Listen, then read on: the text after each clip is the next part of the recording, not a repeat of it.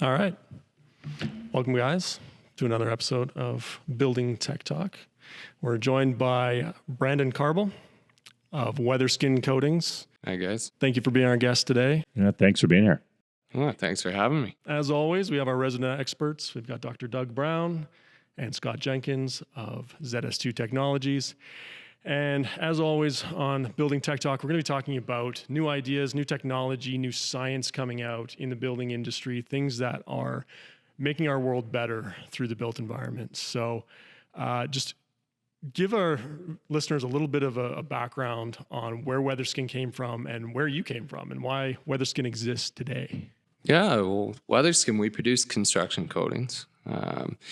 Where we came from, we all worked in the construction industry, residential construction, the owners here at WeatherSkin, and we saw a lot of problems. One being cancer in a lot of the workers that were spraying the materials that we were using for years and years and years, and it affected a lot of people that we know.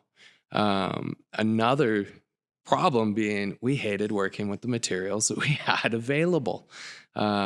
Peel and stick. It's just hard to work with. It doesn't stick half the time. The coatings were corrosive to a lot of the new materials. So we have these innovative substrate materials coming out, and yet the products that are meant to go on them don't work well with them. So we wanted to tackle that. We didn't know how to get into it originally. So we started looking around North America, looking around the globe, seeing who's producing what, and what is the industry looking for? And low VOCs, low emissions, eco-friendly. These were the buzzwords.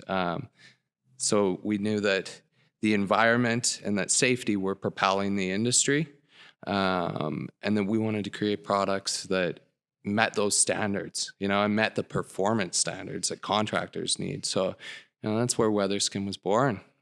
That is fantastic, Brandon.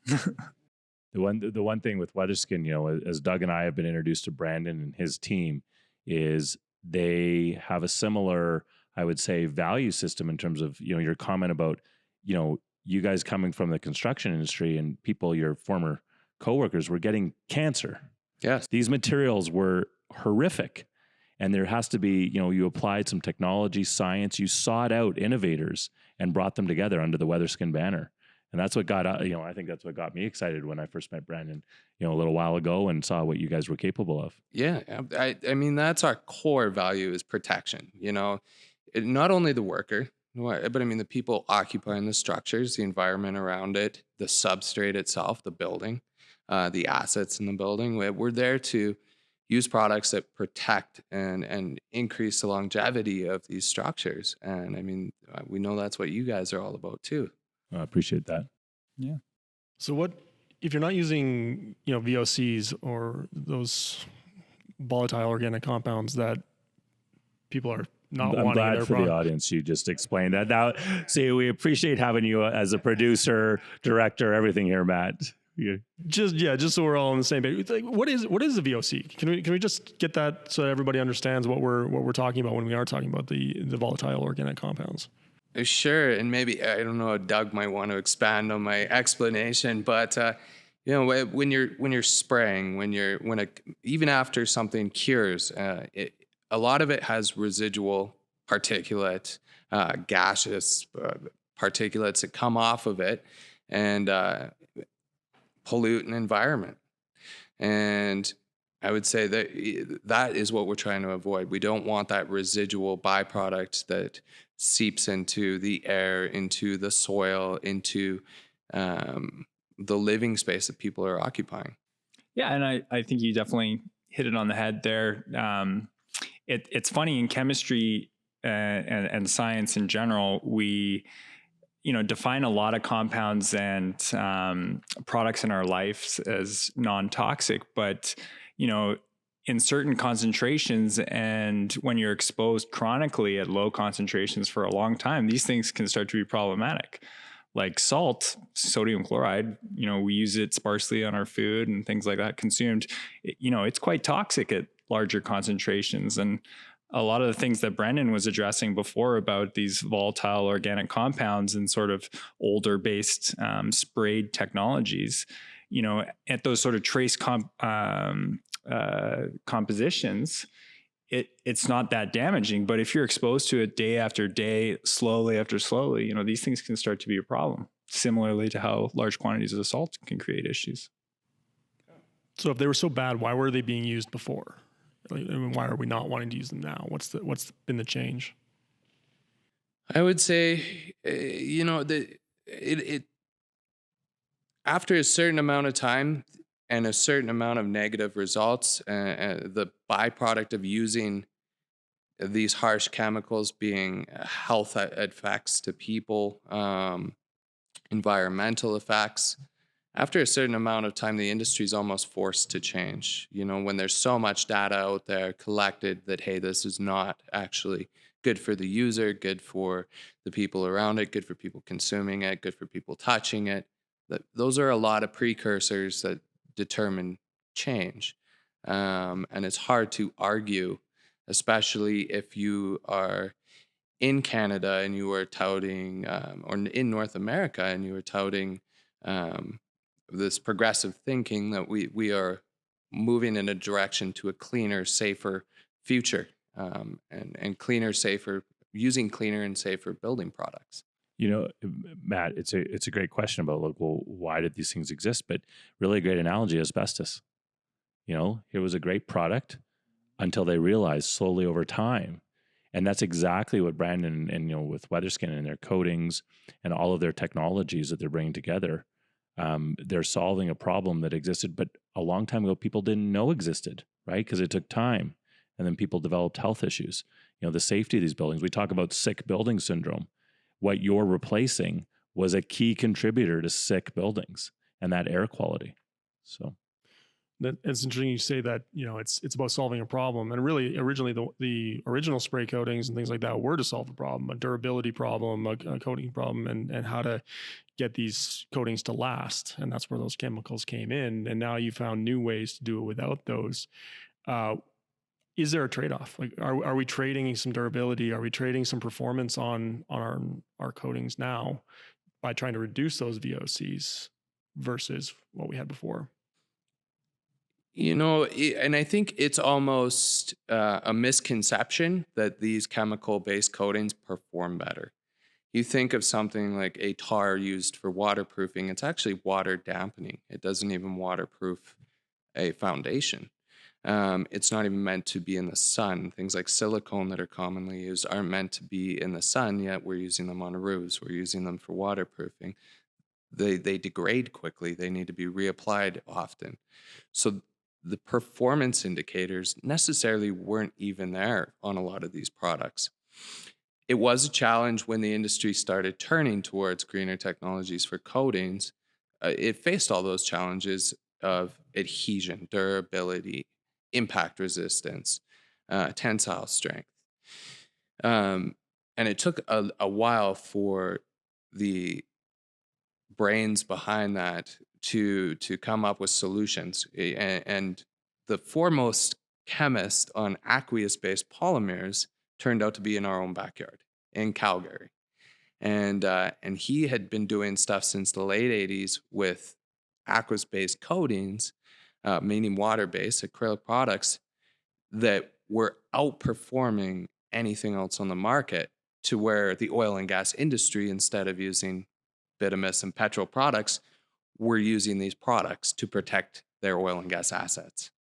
So the technology's been there. Yeah, the case study's there.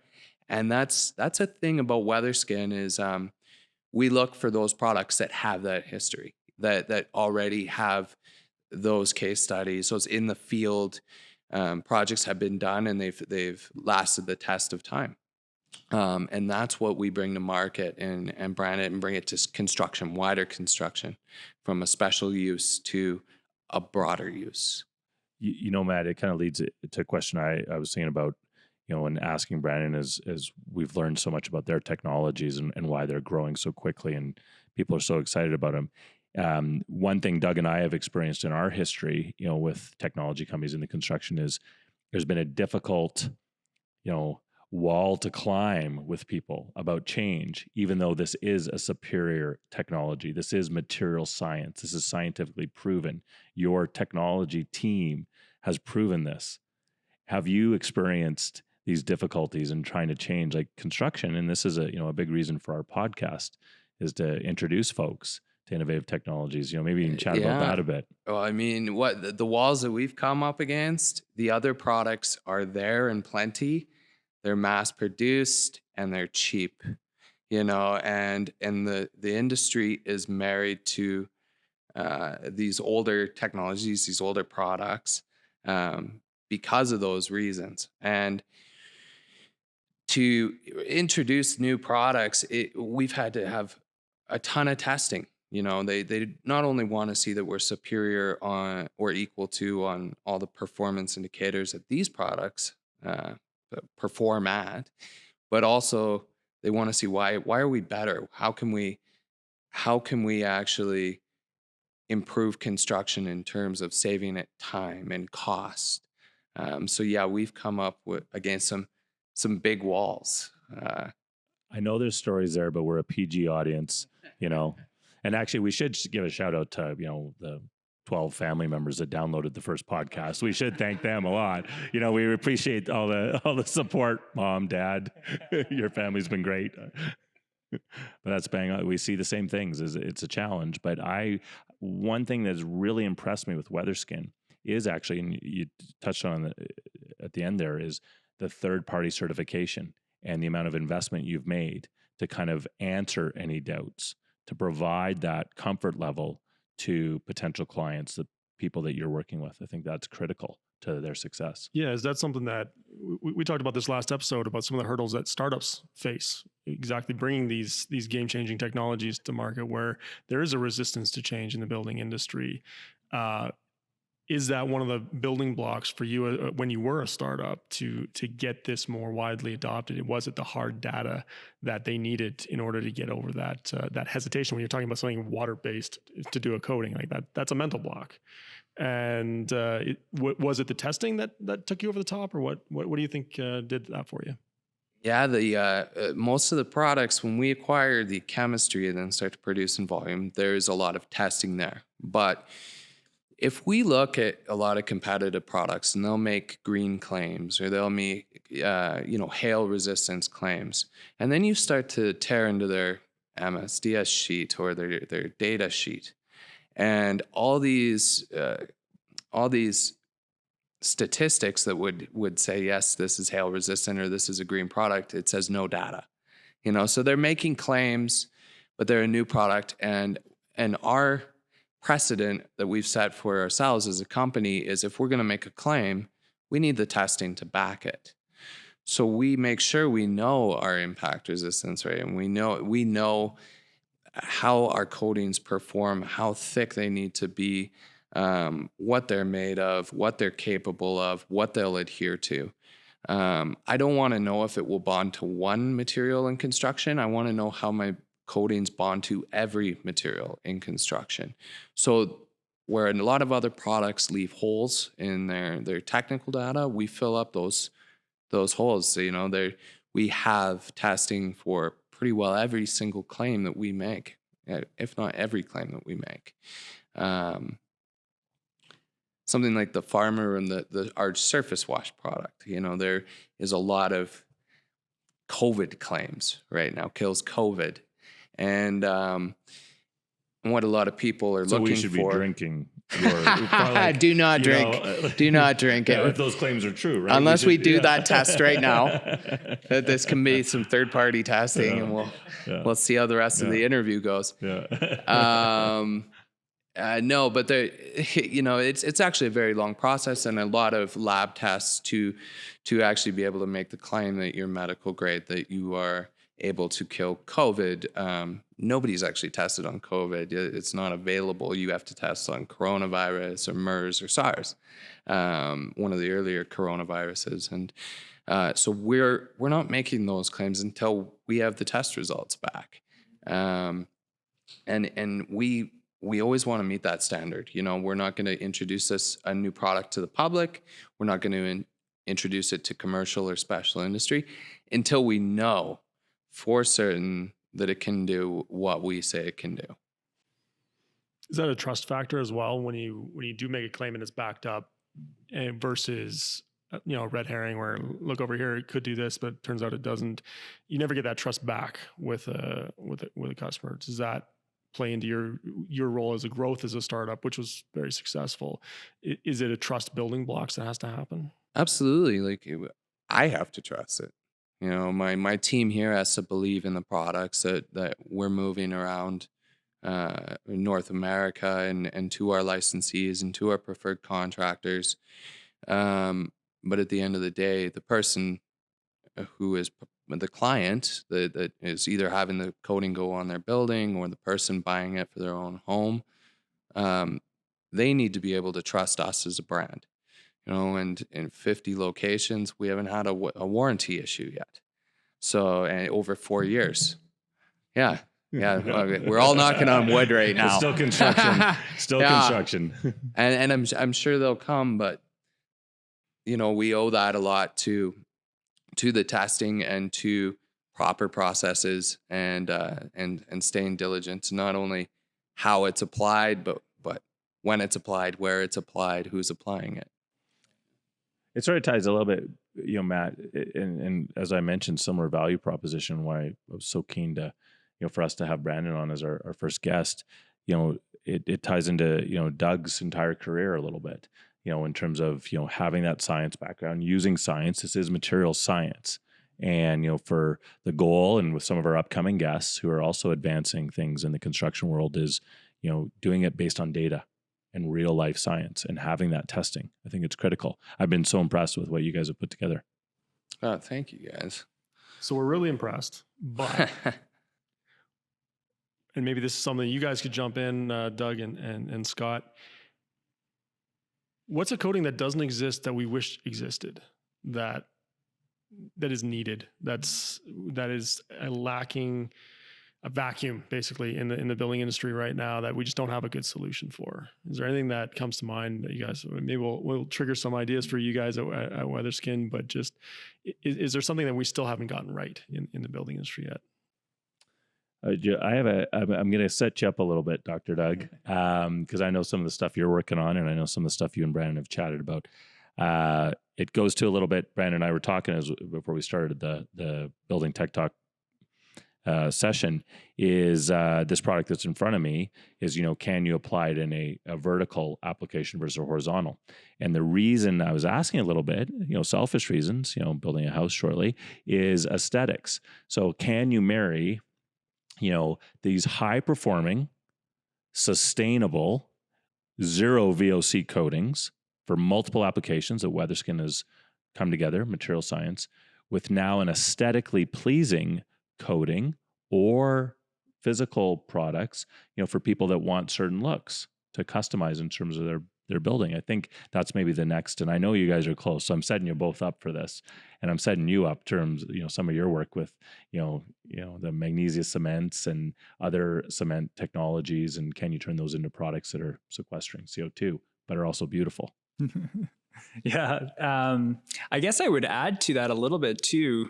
Products that maybe aren't petroleum based would be something that I would like to see happen as well.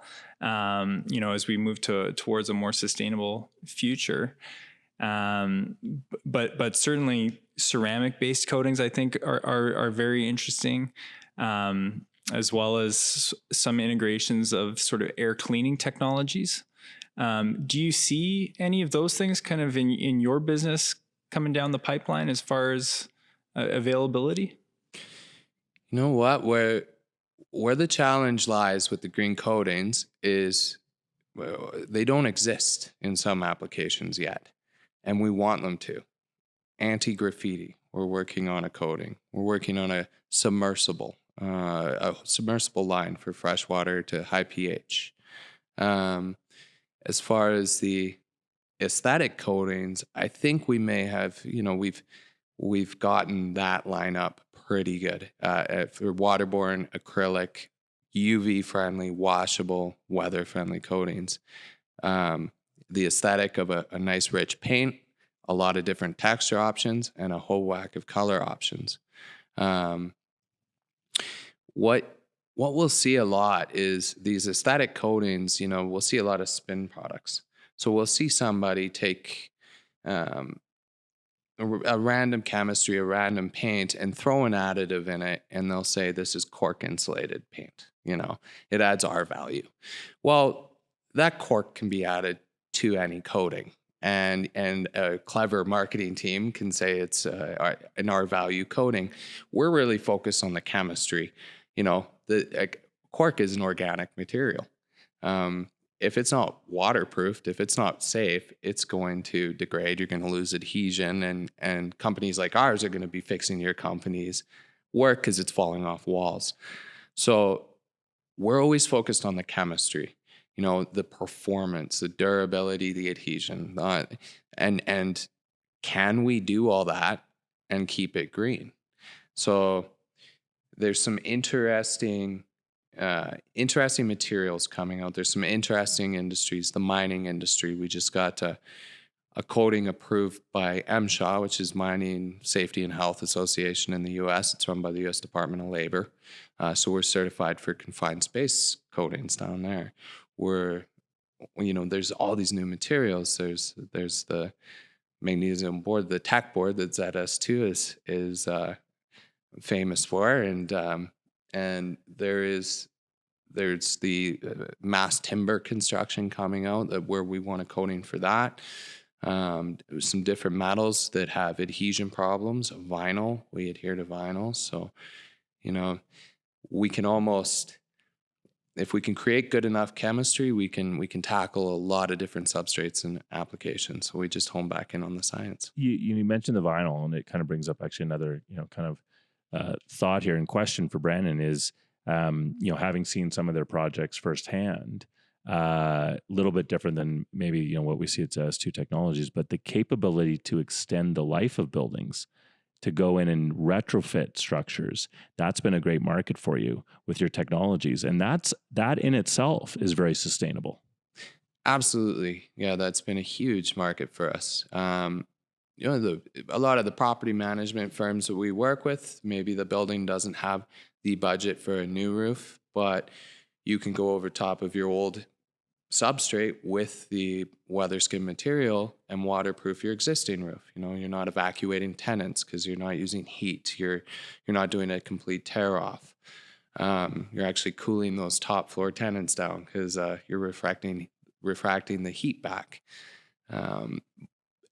Definitely the stucco, a lot of stucco damage right now. So that's where a lot of our crews are out working on patching stucco with our product and then spraying over it, which we have a lot of testing on our textured coatings, our exterior coatings. And it not only does it make a vapor air barrier, but it's actually far superior to stucco in terms of adhesion, waterproofing, and how it holds up against these hailstorms. So something like vinyl, though, you got to be careful. You got to check what kind of vinyl siding it is, because what happens with vinyl, the best vinyl's a 45, right? But the rest is problematic in the world.